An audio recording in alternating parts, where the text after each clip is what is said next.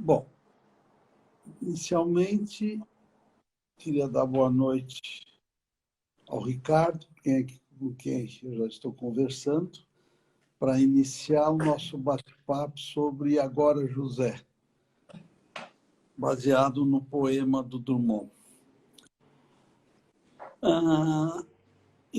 Quero também eu agradecer ao Brigante Albertarello, do Movimento Interdisciplinar de Psicossomática, onde eu participei de algumas poucas reuniões e que me convidou a desenvolver esse bate-papo com o Dr. Ricardo Marum. Antes de começar, eu gostaria, então, de me apresentar e depois eu diria, Ricardo, para você se apresentar também, para saberem quem somos e o que fazemos, né? Perfeito. Eu sou José Tomé, eu sou psiquiatra, psicoterapeuta da linha psicodinâmica há alguns bons anos. Nos últimos 20 anos, eu vim me dedicando em função de atividades institucionais que eu tenho, com a Mundial de Psiquiatria, com a Cátedra da Unesco de Bioética, Rede Ibero-Americana de Ecobioética, no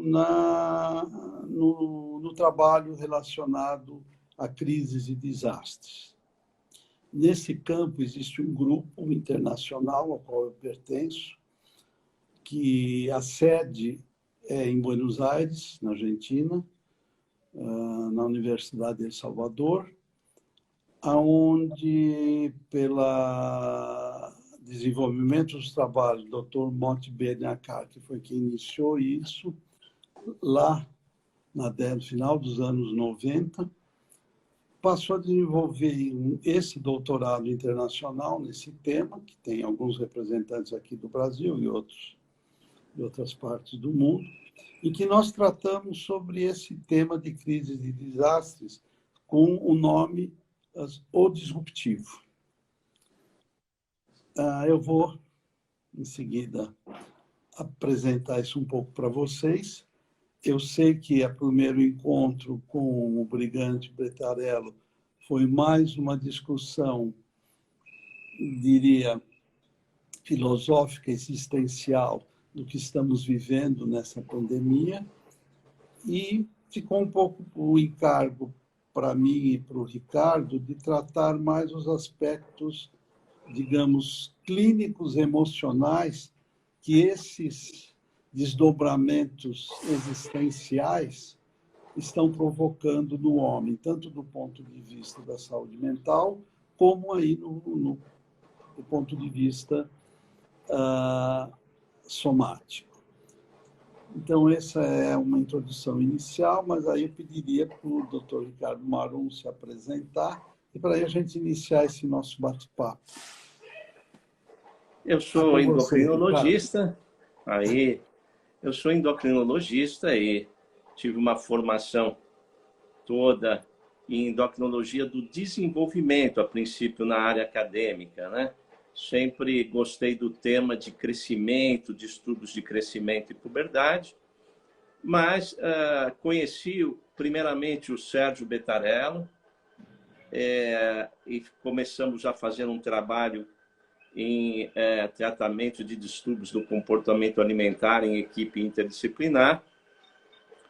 Aí tive o prazer de ser apresentado também para o Carlos Brigante. Agradeço aí o convite dos dois, não só agora de participar desse evento, mas de ter, durante muitos anos, acompanhado os eventos do MIP, que continuam que são sensacionais, onde eu aprendi muito. Né? Em relação ao tema atual, eu acho que a gente vive uma situação assim, de engenharia social e política do caos. Né? Existe uma realidade uma realidade perceptiva e uma narrativa, aliás, múltiplas narrativas. E é somente semelhante. No Brasil, acho que nós nunca vivemos nenhuma situação parecida, mas no Ocidente, sim. Algo que possa ser comparado a isso é a dinâmica do terrorismo. O terrorismo sempre acontece como um agente invisível, imprevisível, gerando muita insegurança, e a situação agora, a crise sanitária do coronavírus, nos coloca também diante de um fato real, de uma pandemia, mas com narrativas tão contraditórias que levam a uma espécie de dissonância cognitiva. Ora se fala uma coisa, ora se fala outra, a gente não sabe mais em que acreditar ou acreditar, e isso gera uma insegurança muito grande, que vai nos levar a esse tema, então, de resposta ao estresse, modos adaptativos, que vamos comentar a seguir. Então, queria que, Tomé, você, então, apresentasse um pouquinho mais das questões aí psicológicas e do seu conhecimento a respeito. Então, Ricardo, eu acho que foi muito feliz o nome que o Brigante e o Bettarello deram a esse nosso encontro. E agora, José? O poema do Drummond, acho que o Brigante e o Bettarello já falaram na primeira entrevista, ele fala do desamparo desencadeado em função do sentimento de abandono, de desesperança que os Josés, ou que a humanidade vive. E, infelizmente, nesse momento, esse tema, o nome se torna feliz, porque traz exatamente a descrição do que nós estamos vivendo. O poema fala o tempo inteiro da desesperança perante a incerteza. E incerteza é exatamente o que essa pandemia nos trouxe. Existe uma incerteza existencial, né? Que é o meu amanhã, o que eu vou fazer, o que eu desejo, o que pode acontecer ou não acontecer. E existe uma outra incerteza, e isso entra nesse campo do disruptivo, que é quando a realidade interna, o entorno, nos coloca diante de uma situação de uma forma abrupta, violenta, sem que nós dessemos permissão dela acontecer, e isto vai afetar o nosso psiquismo. Esse tipo de incerteza, dentro do nosso campo de trabalho, se chama incerteza por disrupção. Esse nome foi dado pela doutora Andrea Altman, que faz parte desse grupo internacional, em que ela destacou a incerteza por disrupção da incerteza existencial. O que é essa incerteza? Por exemplo, nós não sabemos, na realidade, de onde, como tudo isso se originou, como, quando isso terminará. Na realidade, sobre Covid-19, coronavírus, nós continuamos a não saber. Temos a esperança de uma vacina que pode resolver esta cepa do coronavírus ou não. Podemos ter recidivas ou não dessa pandemia. Então, este amanhã, em relação à pandemia, continua a estar dentro de uma caixa preta. Nós temos hoje, em função do tempo que isto vem acontecendo, a partir de dezembro na China, janeiro em diante nos demais países do mundo, algum conhecimento da fisiopatologia pelo que se foi estudando em cima do que aquilo, no início, era unicamente um grave problema pulmonar. Hoje nós sabemos que não é bem assim. Por isso que existem modalidades de tratamento. Nossa discussão não é essas modalidades de tratamento, mas sim a gente entender que esta situação de incerteza por disrupção nos leva a viver numa situação permanente de um estresse. No início, um estresse agudo. O exemplo que eu costumo dar, quer dizer, nós somos permanentemente um elástico esticado.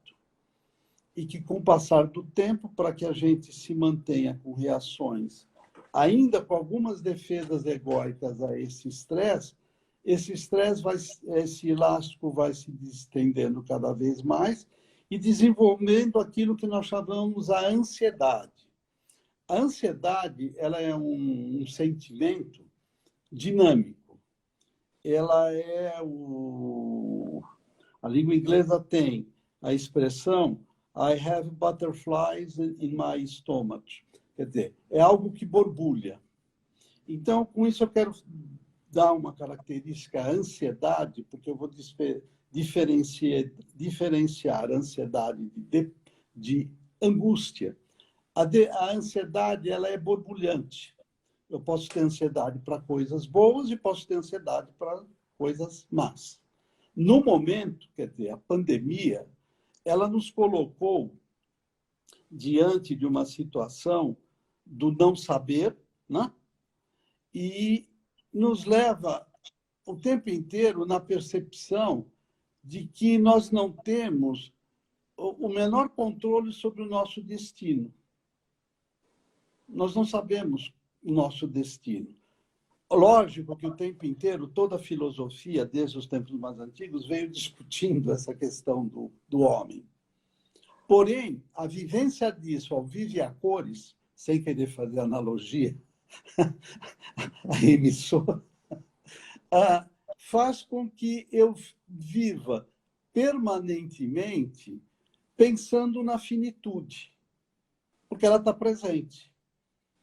Se eu sair de casa, eu posso morrer, porque eu posso ficar doente. Se eu sou grupo de risco, mais ainda. Então, com isso eu estou querendo dizer o quê? Esse estresse, que no momento era agudo, pelo tempo nós já temos janeiro, fevereiro, março, abril, maio, junho. Quer dizer, isto vai para uma cronicidade. Talvez agora, enquanto você aproveitar, deixa que você falou sobre o estresse novamente, a gente falar bastante. Vamos falar bastante. Mas como nós temos aí a proposta psicossomática, acho interessante, Tomé, a gente falar um pouquinho sobre a somática, né? Sobre o corpo. Sim. O que é o estresse, quais são os mecanismos adaptativos, né? Em primeiro lugar, existe um órgão central chamado hipotálamo, que é um órgão neurológico. Na verdade, nós somos seres formados por aproximadamente 10 trilhões de células. Essas células precisam se organizam em tecidos e depois em órgãos. E nós temos sistemas de comunicação para organizar todas essas células numa ação conjunta e reagir ao desafio ao equilíbrio, que é chamado homeostase. Manter sempre um certo equilíbrio para que nós possamos continuar a vida, né? O hipotálamo, então, existem dois sistemas de comunicação, talvez três. Um sistema neurológico que funciona por impulsos elétricos de milissegundos, muito rápido. O cérebro e o sistema nervoso periférico. E o sistema hormonal, que funciona através de um órgão, classicamente, liberando uma substância química na circulação, e essa substância vai atingir um órgão-alvo, se ligar a um receptor e promover uma ação. E aí, então, já não são mais milissegundos, são minutos, horas, dias e até meses, por exemplo, no caso do ciclo menstrual. Dentro desse sistema, agora, a explicação do estresse em si obriga a gente a reconectar o sistema neuronal ao sistema endócrino, porque não existe uma separação real entre eles. Então, existem algumas instâncias no cérebro bastante primitivas, que são comuns aos mamíferos, as respostas são parecidas. Quando a gente se encontra, primeiro, esse sistema, que é o sistema hipotálamo, hipófise, adrenal, porque todo mundo conhece, quase todo mundo fala, olha, o cortisol, meu cortisol está alto porque eu estou estressado, ou então, que adrenalina, isso me deu adrenalina. Então, existe um certo conhecimento popular, um aparente conhecimento sobre, pelo menos, o cortisol. Então, é preciso deixar claro que ele tem, primeiro, esse sistema tem uma ação que é fisiológica, porque alguns segundos antes da gente acordar, a gente tem um pico de cortisol. Esse cortisol vai baixando, então, um ritmo de um dia circadiano. Às 4 da tarde ele está mais ou menos pela metade, e à meia-noite ele está zero. Então, e ele cumpre uma função de distribuição, entre outras, distribuição energética entre as refeições, mobilização de energia e tudo mais. Então, é absolutamente fisiológico. Aí, mediante alguns estresses físicos, esse sistema vai ser mobilizado de uma forma, por exemplo, uma perda muito grande de sangue vai mobilizar, o hipotálamo vai liberar um hormônio chamado CRF, o CRF vai até a hipófise, uma glândula que está conectada para um sistema vascular ao hipotálamo. O hipotálamo, a hipófise vai liberar um outro hormônio chamado ACTH, que vai finalmente estimular duas glândulas que ficam uma de cada lado em cima dos rins, chamadas suprarrenais, e as suprarrenais vão produzir cortisol. E, além disso, vai haver uma mobilização do sistema nervoso autônomo, locos cerúleos no cérebro, ativando um sistema de acordamento cerebral e uma liberação também pela suprarrenal de noradrenalina, adrenalina. Isso vai acontecer, vai fazer o que com o corpo? Né? Seja o estresse psicológico ou físico, antecipatório ou não, nós vamos ter reações adaptativas que vão nos preparar para esse estresse. Então, você vai ter o coração batendo mais rápido, uma redistribuição da circulação para principalmente músculos, né? As vísceras perdem sistema circulatório, eventualmente a respiração é acelerada, né? O cortisol mobiliza, faz produzir açúcar, neoglicogênios, que chama no fígado, redistribui. Então, uma carga rápida de energia para dar conta de uma ação. É a famosa reação. As pupilas se dilatam, a tua atenção aumenta muito, fica extremamente atento. Então, é uma resposta adaptativa muito favorável agudamente. Ela nos prepara para luta ou fuga, né? Então, por enquanto, são esses, rapidamente, essa ideia que eu queria dar para todos a respeito desse eixo. O eixo hipotálamo, hipófise, adrenais. Né? Mas isso é bom, mas até que ponto a gente consegue manter essa resposta por muito tempo e até que ponto ela começa a provocar danos ao organismo, né? Ela se torna desadaptativa. Então, Ricardo, aí, acho que depois da sua brilhante explicação desse funcionamento para a homeostase, em que nós convivemos com a ansiedade, essa ansiedade borbulhante, e que permite que nós encontremos saídas, né, ao que estamos vivendo, no tempo, quando isto se cronifica, toda esta liberação neuroendócrina vai desenvolver um movimento inverso. Isso que antes é dinâmico, as nossas defesas egóicas passam a não mais dar conta, daí o desequilíbrio, né? A falta a quebra dessa homeostase. Vão surgir mecanismos neuroendócrinos e psíquicos que vão tender a tirar esse borbulhar, essa agitação, e trazer a nossa energia, a nossa dinâmica, inclusive nossa dinâmica mental, para um estado mais inorgânico. E isto é o que a gente vai entender como angústia. Então, angústia é diferente de ansiedade. Ansiedade tem esses dois aspectos, um positivo e um que vai gerar um movimento contrário, onde ele vai promover o aparecimento da angústia.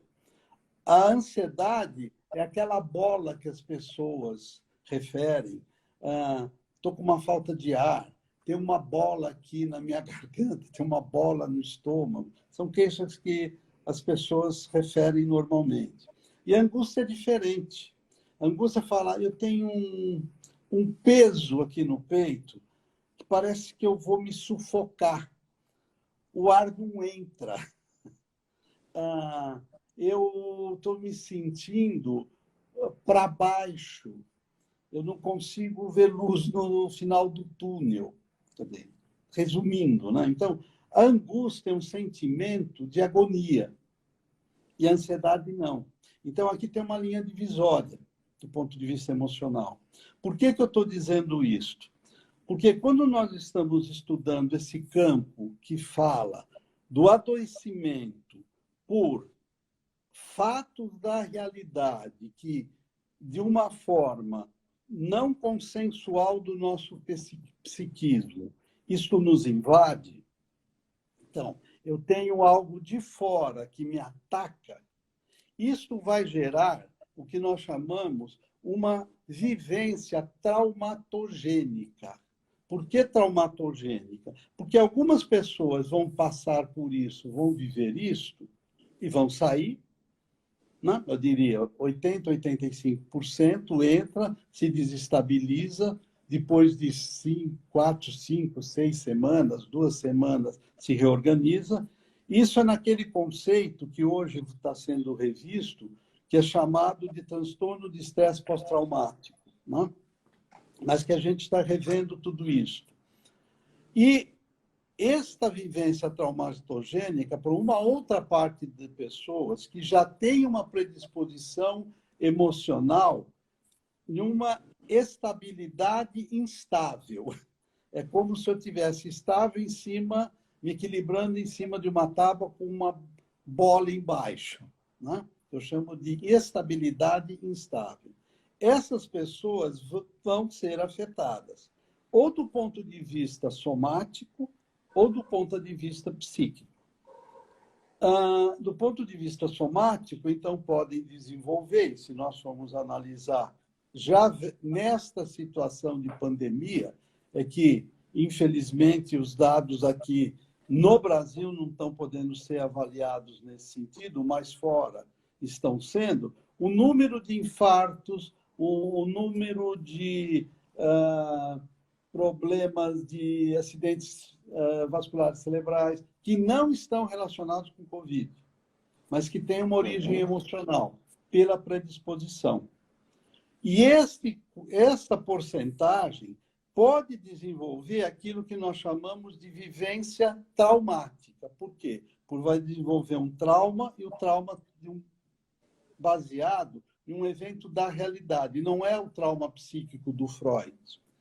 Não é o trauma da minha fantasia. É um trauma que eu fui afetado por algo que eu não esperava e que ou desregulou ou desmoronou temporária ou permanentemente minha vida. E é exatamente isso que nós estamos vivendo. Por isso que eu iniciei falando, olha, nós estamos numa fase que estamos saindo do agudo, da vivência do estresse, para ir para o crônico.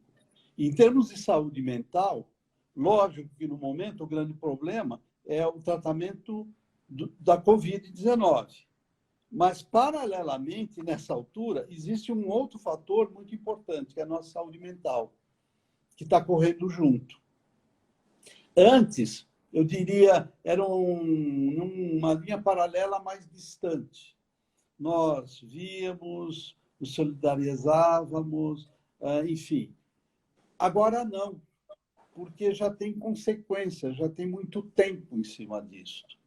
E o ser humano, ele nasceu para ser protegido. E, infelizmente, quer dizer, no nosso país, o que eu acho assim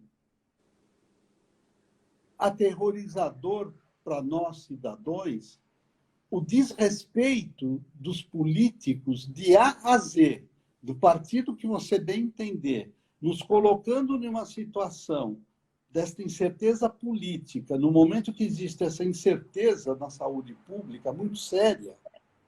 Quer dizer, é um desrespeito que você falou no início das diferentes narrativas, né?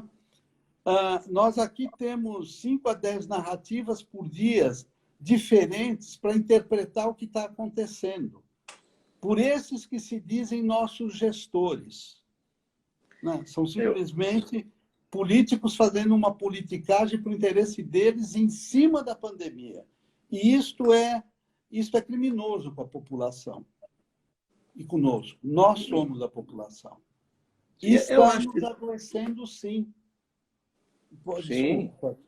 Não, imagina, eu só queria te interromper um pouquinho para entrar falando sobre essas. Eu acho que as narrativas contraditórias, elas, claro, no Brasil nós estamos mais expostas a elas, mas é um fenômeno meio que mundial. Estamos expostas, mas eu acho que em todos os lugares, né? Para começar, também tem um outro fenômeno que parece um pouco assim do bombeiro incendiário, né? Eu não consigo entender por que todo país onde chegou o coronavírus, né, o discurso político, até o discurso médico, começou como: não, isso é uma simples gripe, isso não é nada. A própria Organização Mundial de Saúde. A própria Organização Mundial da Saúde colocou essa questão. Nós já sabíamos aproximadamente o que havia acontecido na China, mas o discurso inicial, por exemplo, na Itália era esse: não vamos fechar, não precisa fechar, isso nós vamos resolver. Então, é como se houvesse uma espécie de ordem para incendiar. Primeiro deixa espalhar e depois nós aparecemos como os salvadores. Então, o bombeiro que coloca fogo para depois socorrer e apagar o fogo. Essa acho que é uma narrativa mais ou menos internacional, não é só brasileira. Aqui está todo mundo reclamando que nós não fechamos no carnaval, né?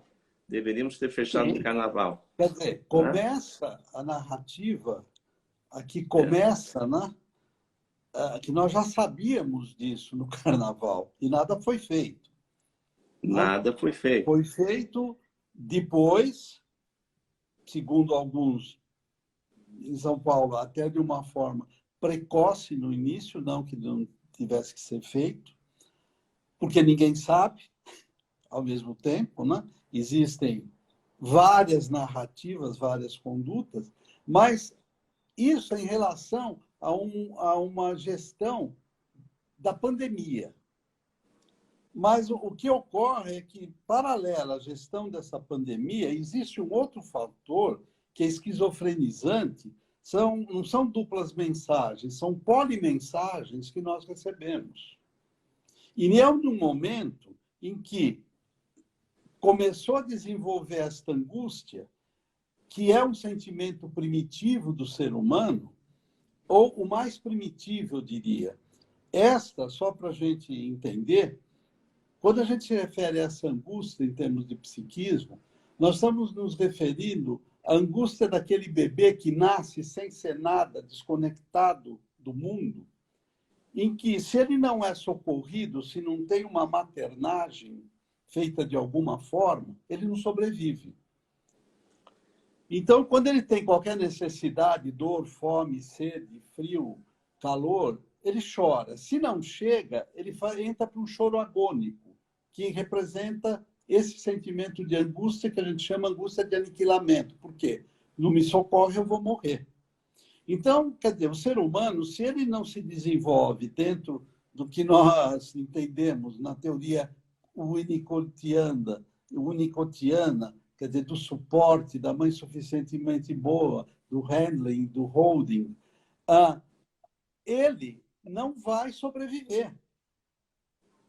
Agora, no momento que a população precisa de um amparo institucional do Estado, o Estado é essa mãe, seria a mãe suficientemente boa, o Estado enlouquece cada hora de uma forma.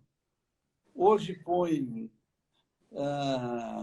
tira rodízio, põe feriado, tira feriado, não, vem, lockdown. Enfim, eu estou dando exemplo só para a gente entender o quanto existe esse desgoverno que nos leva a esta situação mais para a depressão, para uma parte da população. Agora, a nossa população é grande. 15% mas eu é um acho número que, muito grande. eu acho que é importante também a gente enaltecer e relembrar aquilo mesmo que você colocou, que eu acho que a maior parte das pessoas vai estar passando e vai passar por essa situação traumática, e aí é tanto a questão do desenvolvimento, né, psíquico e físico, né, vai permitir uma resposta onde nós podemos sofrer por algum tempo, mas vamos sair da situação. É o que se chama estresse pós-traumático. Alguns poucos vão entrar no estresse pós-traumático, ou você prefere um outro nome, né? Eu prefiro outro não gosta nome. desse nome? Isso é só para o estresse. Existem Certo. as outras patologias. Existem todas as outras patologias de ansiedade, né? De Mas angústia. angústia, né? Mas existe uma questão importante aí também, que é a base genética, né? Eu acho que a gente também nasce com um potencial e um sistema todo, uma capacidade de organização que vai depender das experiências do ambiente, como você mesmo falou, primeira infância, a mãe suficientemente boa, o holding handling e a formação de um self, né? Que o Winnicott falava de um verdadeiro self. Ou então, nós vamos formar um falso self com uma série de consequências e uma tendência maior talvez a disrupção, né? Mas do ponto de vista físico, é importante lembrar, eu falei de algumas estruturas, né? Falei do hipotálamo, mas o primeiro sistema cerebral primitivo que entra em ação quando a gente recebe alguma informação de perigo é a amígdala, né? A amígdala é como se fosse um órgão de sensor, ele recebe a percepção, sente. Amígdalas não aquelas que os otorrinos examinam, mas amígdalas cerebrais, né? É bom diferenciar bem. Vamos diferenciar bem.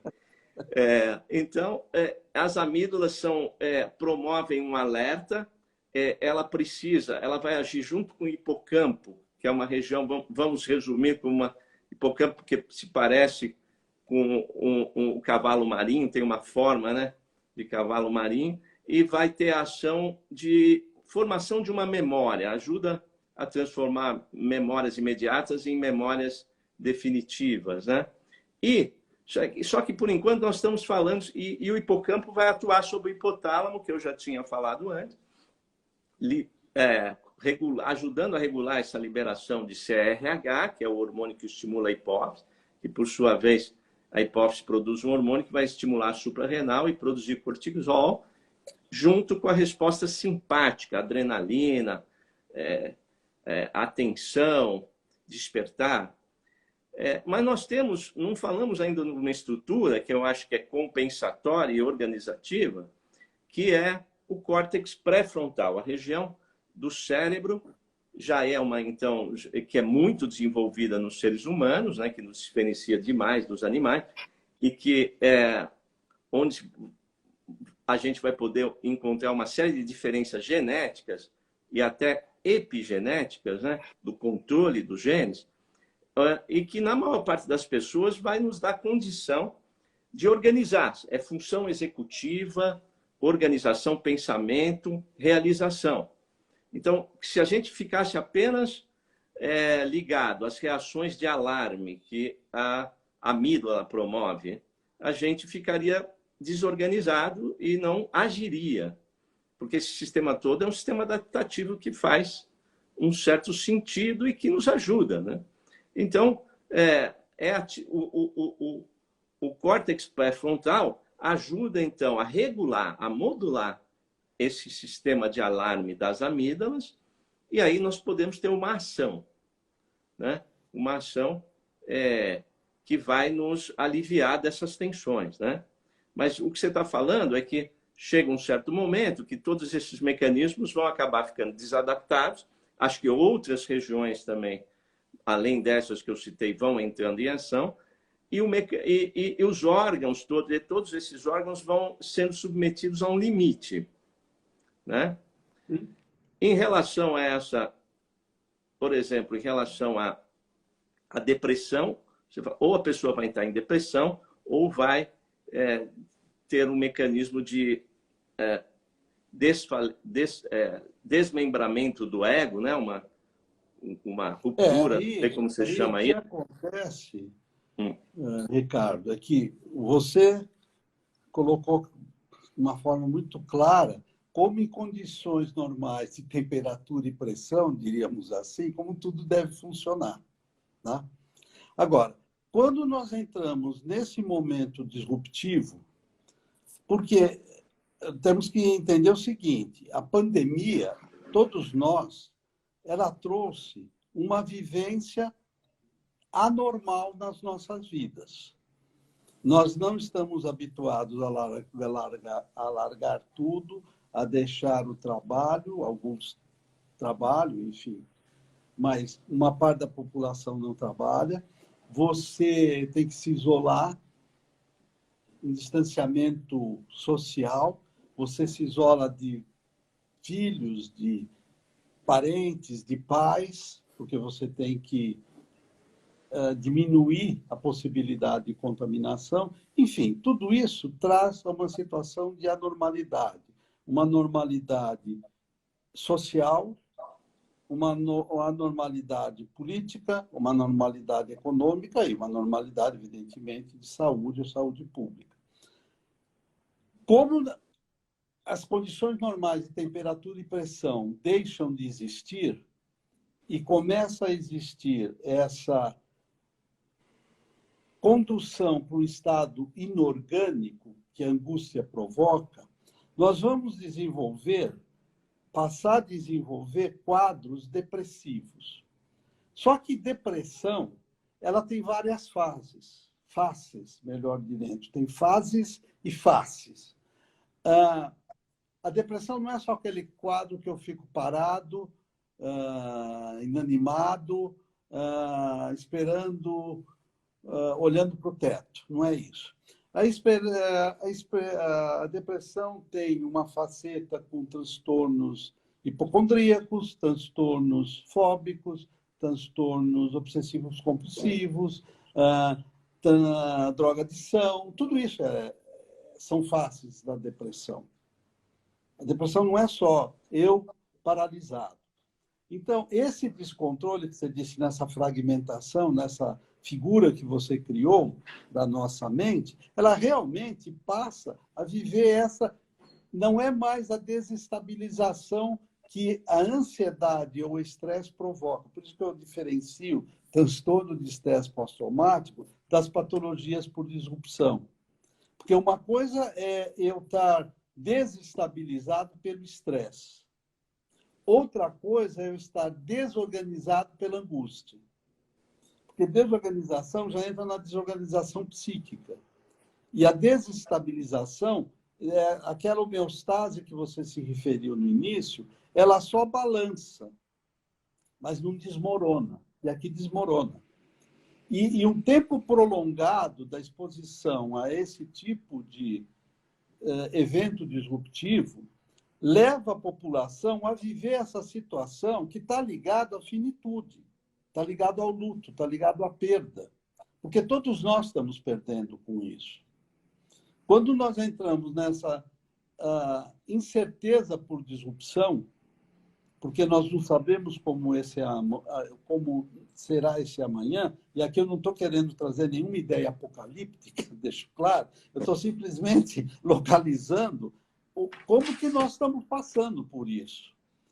Se eu não tiver uma noção clara de como eu estou passando por isso, eu vou passar a banalizar. O que é banalizar? Eu nego isso que eu estou vivendo. E quando eu entro na negação, eu estou desenvolvendo um outro quadro emocional. Então, nós temos que nos entender que quanto mais eu puder ter uma noção clara, eu desenvolver um enfrentamento ao que eu estou vivendo, eu vou criar, é um termo que o Beniacar criou, uma imunidade psíquica. A vacina que nós queremos é imunidade física contra o Covid-19. E a imunidade psíquica é eu poder criar defesas egóicas através da atuação de todo esse sistema neuroendócrino simultaneamente, evidentemente. Eu não estou... Mente e cérebro, eles são unidades bionívocas, eles são indissociáveis, né?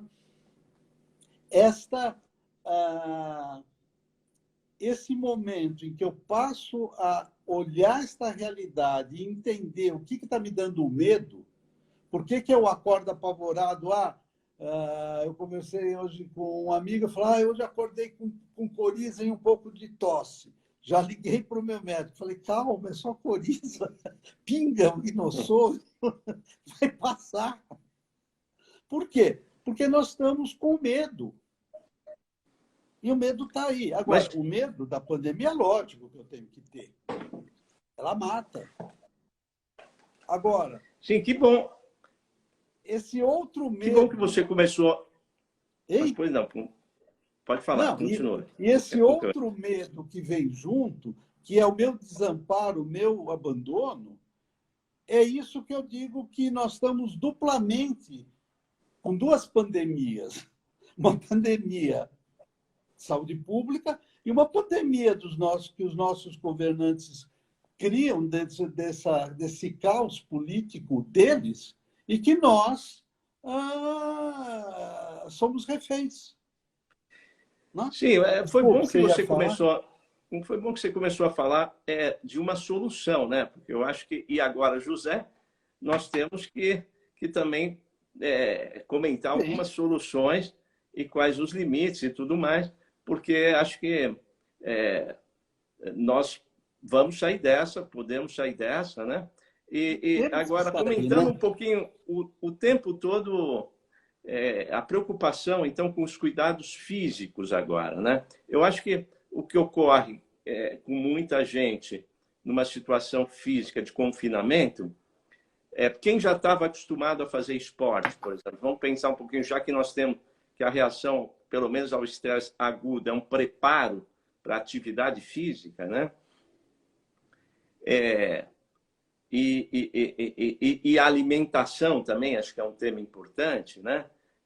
Para a gente manter a saúde. Então, vou começar um pouquinho pela alimentação. Eu acho que é muito fácil, né? E aqui acho que talvez a gente esclareça muito mais quais são esses limites genéticos, quais são os limites comportamentais, do que a gente já conseguiu até agora ou não. Mas eu acho que, do ponto de vista alimentar, bem antes do coronavírus, sempre foi assim. Se a gente quiser explicar como é que as relações de fome e saciedade se dão dentro da gente, como esses mecanismos biopsíquicos funcionam, a gente pode criar uma alegoria. É como se dentro de nós vivesse em contínuo combate um lutador de sumô, que come, quer comer, quer comer, quer comer, e um lutador de Kung Fu, um Bruce Lee, que é disciplinado, que é organizado, que está super magrinho e musculoso. Então, cada vez, com isso eu estou representando certos mecanismos que existem de fome e saciedade. Quem é que vai ganhar a luta? Quando a gente já comeu relativamente bem e, de repente, aparece aquela vontade, estamos falando de compulsão, ou não, uma vontade de comer um pouco mais, de beber um pouco mais, um chocolate, um bis, alguma coisa assim. E aí é fácil, vamos dizer, para o endocrinologista falar, segura, não compra, você não vai comer. Mas, geneticamente, e aí o vai comer é o lutador de sumô. Come, come, come, come, vai ficar... e não vai comer é o rígido, a disciplina do Bruce Lee. Assim, quem vai ganhar essa batalha depende, claro, até certo ponto, de decisões pessoais, de hábitos criados anteriormente, mas geneticamente, quem pode desequilibrar essa balança são as regras. Então, você pode ter um juiz, a partir do momento zero, que aí é a genética, que aumenta muito mais a possibilidade do lutador de sumô ganhar. De você não aguentar, vai lá e pega e come a caixa inteira de bis. Ou você pode estar geneticamente construído para que a disciplina ganhe. 2/3 da população do mundo está mais construída com mecanismos que favorecem o lutador de sumô ganhar. Porque diante de um ambiente obesogênico, né, que já é uma outra epidemia que a gente vive, né? Então,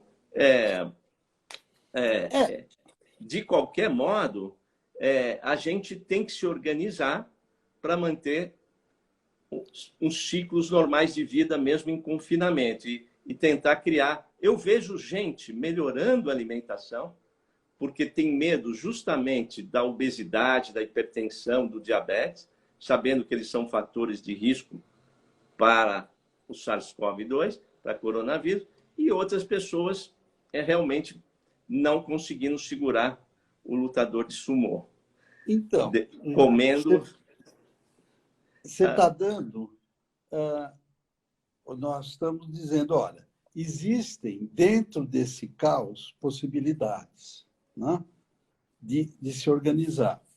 Agora, esta possibilidade, que acho que até é a última estrofe do poema do E Agora José, é quando o José vai marchar, e ele marcha, ele vai para frente. Mesmo com todas as perdas, todos os desenganos, na sequência do poema, no final ele marcha, né? Que é isso que você está dizendo. Nós sabemos que nós vamos sair disso.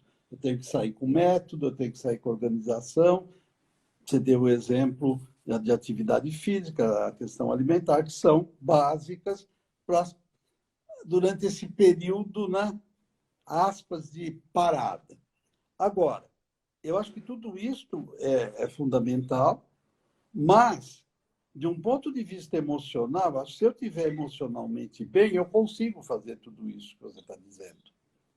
Mas, antes disso, se eu consigo também manter um hábito, por exemplo, prática de esporte, mesmo de algum modo. Aliás, tem uma subpopulação aí que já está viciada em endorfinas, né? Que pratica muito esporte, por exemplo, ciclistas. A gente vê que eles não pararam, eles continuam saindo, andando de bicicleta. Quem está adaptado já a isso, continua, ele não vai perder. O que nós estamos também alertando aqui é o pedaço da população que vai ficar mais entregue a esse outro estado, em que a saúde mental está afetada. Porque aqueles que estão saudáveis, ótimo. Então, explica para a gente um pouquinho como é que se adquire a imunidade psicológica. Por exemplo, o que a gente pode fazer? Essa imunidade psíquica, eu tenho que reconhecer o meu agressor. Quando eu estou falando da política, dos políticos, não é simplesmente para criticar os políticos, porque isso não precisa. Eu estou falando no sentido da gente reconhecer o que é tóxico para nós. O quanto é tóxico eu passar o dia vendo notícias que vão mudar da manhã até a última edição, até a edição da madrugada. Isso me enlouquece de alguma forma. E eu vou perdendo a minha capacidade de me discernir na realidade, saber o que é bom para mim, o que não é bom para mim. Você está dizendo da pessoa que sabe o que é bom para ela na alimentação, no esporte, na atividade. Ótimo. Esse é aquele que, em condições normais de temperatura e pressão, pela genética, pela sua estrutura psíquica, que ele consegue. Agora, o que eu estou observando, e não eu, né, por dados que chegam, é que existe uma parte da população que fica desorientada, que está vivendo um caos nisso, que ignora, que não faz isolamento quando tem que fazer, que não usa máscara. Agora, tudo isso tem como figura de fundo um elemento desorganizador, que são polimensagens. Eu me lembro que, quando o Brigant estava falando, ele falou que o Freud, nos seus estudos, colocou o polimorfismo da perversão no ser humano. Né? Que, na sua natureza, o homem é a criatura que não deu muito certo. Né? Uhum. E dentro dessa condição de perversão, os nossos sentimentos heteroagressivos e autoagressivos, eles estão muito presentes. E quando surge esse caos devido a esse evento disruptivo, por isso que hoje isso é um campo à parte, o campo do disruptivo, ele causa patologias diferentes. Então, a alerta é isso, eu tenho que reconhecer o que me adoece para eu poder desenvolver a resiliência. Porque isso que você disse, eu posso entender como resiliência. A minha capacidade de sobreviver em cima de eventos adversos. Eu vou criar normas, vou buscar tal. Então, desenvolvo a minha resiliência. Sim. Mas eu estou aqui fazendo ressonância a uma pergunta, né, que nos foi feita. Será que existem alguns exercícios mentais que, com certeza, os exercícios físicos a gente precisa, de algum jeito, fazer, desenvolver? Uns dias a gente está mais afim, outro dia não está, isso é normal. A comida, um dia a gente consegue seguir, outros dias a gente escapa.